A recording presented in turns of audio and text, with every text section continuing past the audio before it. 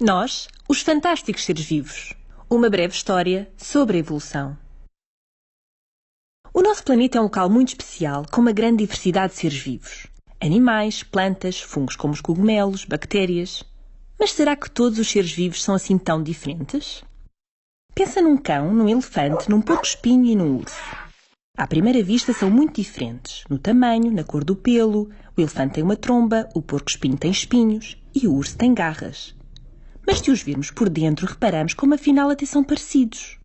Por exemplo, todos têm um esqueleto e o esqueleto é feito de ossos iguais com funções iguais no corpo. A cabeça onde estão os olhos e a boca, patas para andar e costelas a proteger os órgãos. Até nós, se nos pusermos de gatas, ficamos parecidos com eles. Só não temos a cauda, nem as presas do elefante, claro. Estas semelhanças acontecem porque estes animais são como que da mesma família, como se fossem primos, mais ou menos afastados. Mas se agora olharmos para um cão e um sapo ou um pássaro, já vemos mais diferenças. Por exemplo, o comprimento das patas e das costelas varia, e os pássaros têm um bico. Mas a função destes ossos continua a ser a mesma, mesmo com tamanhos e aspecto diferentes. O cão, o sapo e o pássaro continuam a ser aparentados, mas são primos bem mais afastados do que o cão, o elefante, o porco-espinho e o urso. Na verdade, todos os animais são como que uma grande família. Mas não te confundas. Isso não quer dizer que uns são filhos dos outros. Se calhar já ouviste dizer que os homens descendem dos macacos atuais. Isso não é verdade. O que é verdade é que os homens e os macacos atuais partilham um antepassado comum que viveu na Terra há muitos, muitos anos atrás. Mais uma vez, como se fossem primos. Ora, tu não descendes dos teus primos, mas tens em comum com eles alguns avós, bisavós, trisavós e os avós dos avós dos avós. Mas queres saber o que é mais engraçado? É que nós e os outros animais também somos parentes das plantas, dos cogumelos e até das bactérias. Na verdade, somos parentes de todos os seres vivos que existem ou já existiram. Ok, não temos semelhanças visíveis a olho nu com todos eles. Mas por dentro, na maneira como funcionamos, os cientistas descobriram que temos muitas coisas parecidas.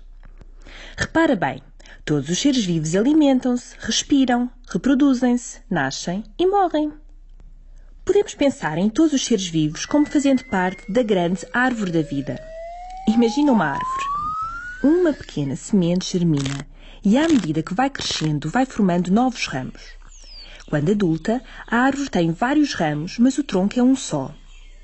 No caso da árvore da vida, o tronco é como um antepassado único, de onde saem ramos com diferentes seres vivos. As bactérias estão num ramo, as plantas, noutro, os fungos, como os cogumelos, noutro, e os animais, ainda noutro. E dentro de cada um destes ramos, há mais ramos, e por aí fora. Tal como acontece com uma árvore quando está a crescer, em que os ramos vão aparecendo em alturas diferentes, o mesmo se passa com os seres vivos. Primeiro surgiram uns, depois outros, depois outros. Tudo a partir de um antepassado único. Sabes que numa árvore há ramos que se vão partindo ou morrendo, por exemplo, quando são atingidos por um relâmpago ou uma doença. Também na árvore da vida há famílias inteiras de seres vivos que desaparecem por causas naturais. Foi o que aconteceu com os dinossauros e a muitas outras espécies de animais e plantas que deixaram de existir.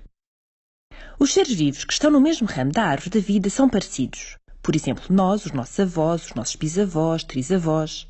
Mas quando esse ramo se divide em dois, os seres em cada novo ramo são diferentes. Queres saber como isso acontece? Imagina um grupo de pássaros todos mais ou menos iguais que se alimentam de sementes. Os filhos que vão nascendo são parecidos com eles, tal como nós somos parecidos com os nossos pais, mas não somos fotocópias. Ou seja, cada pássaro que nasce é único e diferente dos outros. Normalmente, as diferenças são pequenas, mas pode acontecer que surjam diferenças maiores. Por exemplo, nascerem pássaros com um bico mais comprido e fino.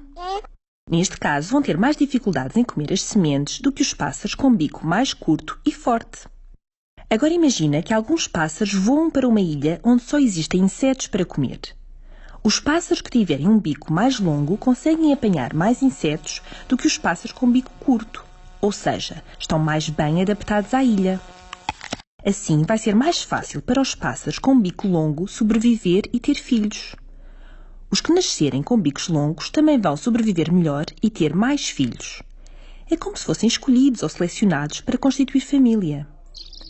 Ao fim de muitos anos, e muitos netos, bisnetos e trinetos, há mais indivíduos com o bico longo do que com o bico curto. Se juntarmos a estas alterações no tamanho do bico outras que possam surgir e serem transmitidas de pais para filhos, ao fim de muito tempo temos duas espécies de pássaros diferentes. Foi através deste processo, a que chamamos evolução, que apareceu a enorme variedade e diversidade de espécies de seres vivos que existem hoje ou já existiram. E por que é que não vemos espécies de animais novas a aparecer? Porque tudo isto leva tempo. Muito, muito tempo. Vamos fazer um jogo para percebermos melhor. Estica os braços o mais que puderes. Imagina que os teus braços esticados representam o tempo.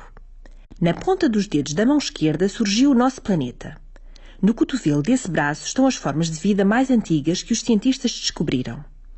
No pulso do teu braço direito surgiu grande parte da diversidade da vida com o aparecimento de muitas espécies novas. Os primeiros dinossauros apareceram nos nós da tua mão direita e a sua grande extinção aconteceu na falangeta. E sabes onde apareceu a espécie humana? No pó das unhas que cai quando as limas, há 200 mil anos. Perguntas tu, mas o que interessa saber isso tudo se aconteceu há tanto tempo que nem consigo imaginar? Repara que a evolução não é uma coisa do passado. Acontece ainda hoje e continuará pelo futuro afora. Consegues imaginar como serão os animais que viverão no planeta Terra daqui a 1 milhão de anos? Saber como os seres vivos evoluem a partir de outros ajuda-nos, por exemplo, a preservar animais em risco de extinção. Mas há outra razão. A árvore da vida mostra-nos que, apesar das diferenças que existem, todos os seres vivos são parecidos e aproveitaram o que os seus antepassados tinham, que funcionava bem. É por isso que muitas descobertas feitas noutros seres vivos, mesmo nos mais simples, são úteis para perceber melhor como nós, os humanos, funcionamos. Não te esqueças, todos diferentes, mas muito iguais.